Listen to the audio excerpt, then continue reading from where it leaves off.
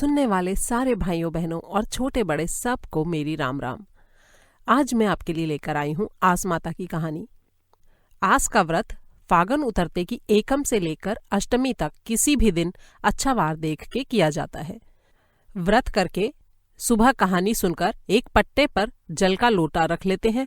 लोटे पर रोली से सथिया करके चावल चढ़ाते हैं। 7 दाने गेहूं के हाथ में लेकर आस माता की कहानी सुनते हैं और हलवा पूरी और रुपए रखकर बायना निकालते हैं, जिसे बाद में सासू जी को पैर छूकर दे देते हैं। उसके बाद व्रत का पारण करते हैं। अगर किसी के बेटा हुआ हो या बेटे का विवाह हुआ हो तो आस माता का उजमन होता है।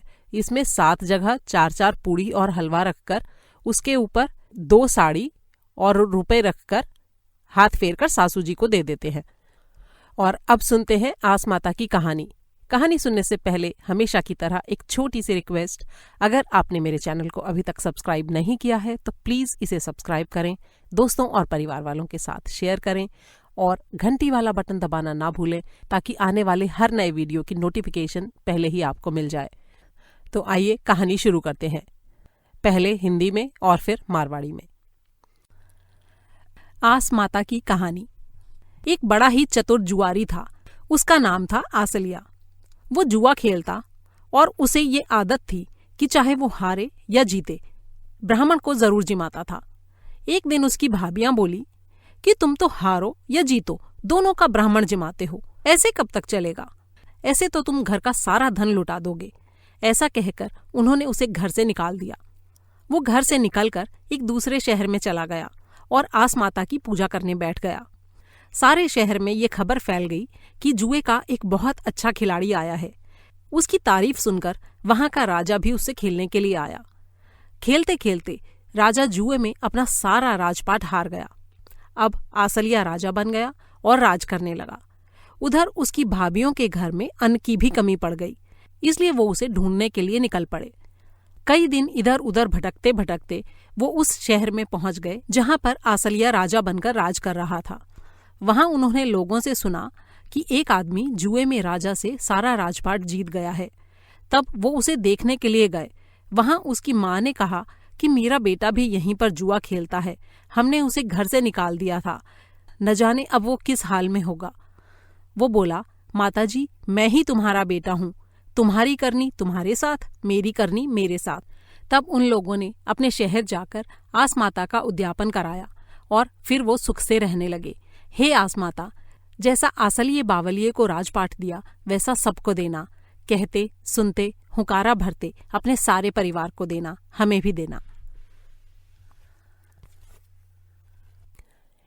एक आसलियो बावलियो थो, जिको वो जुवो खेल्या करतो। अगर जीत जातो तो ब्राह्मण जिमातो और अगर हार जातो तो भी ब्राह्मण जिमातो। एक दिन बेकी भाभियां बोली कि यो तो हारे जीते दोनों का ब्राह्मण जिमावे है, अहियां कहियां पार पड़सी, अहियां तो यो सारो धन लुटा देसी, इन्हें घर से निकाल दो।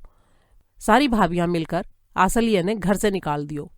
वो घर से निकलकर एक दूसरे शहर में चले गयो और आस माता की आस करके बैठ गयो। सारे शहर में खबर फैल गई कि जुए को एक बहुत अच्छो खिलाड़ी आयो है। यह बात राजा कानी भी पहुंची। राजा भी जब यह बात सुनी तो वो भी सोची, इसे खिलाड़ी के साथ तो मैं भी जुओ खेलूंगो। जब राजा उन्हें एक दिन जुओ खेलन के लिए बुला लियो। खेलते खेलते राजा जुए में आपको सारो राजपाट हार गयो। अब आसलियो बावलियो राजा बन गयो और राजपाट करन लाग गयो। उठी ने उनकी भाई भाभियां के घर में अन्नदाता बैर पड़ गयो। जब वे सारा आसलिए बावलिये ने ढूंढने के लिए निकल पड़ा। ढूंढता ढूंढता बेबई शहर में गया। जब वे लोग सुनी कि एक आदमी जुए में राजा ने जीत लियो और राजपाट करन लाग गयो। जब वे लोग नए राजा के पास गया और बोला कि म्हारो बेटो आसलियो बावलियो भी अहियाँ जुओ खेलतो, मैं लोग भी ने घर से काट दियो। जद वो बोलो कि मैं ही थारो बेटो हूँ, थारी करनी थारे हाथ, मेरी करनी मेरे हाथ। जद उनकी माँ बोली, एक बार देश चालकर आस माता को उजमन करांगा। जद वे लोग देश जाकर आस माता को खूब धूमधाम से उजमन करो और सुख से राजपाट करन लाग गया। हे आस माता, जिसो आसलिए बावलिये ने राजपाट दियो बिसो सबने दियो, कहते सुनते हुंकारा भरते अपने सारे परिवार ने दियो, माँ ने भी दियो।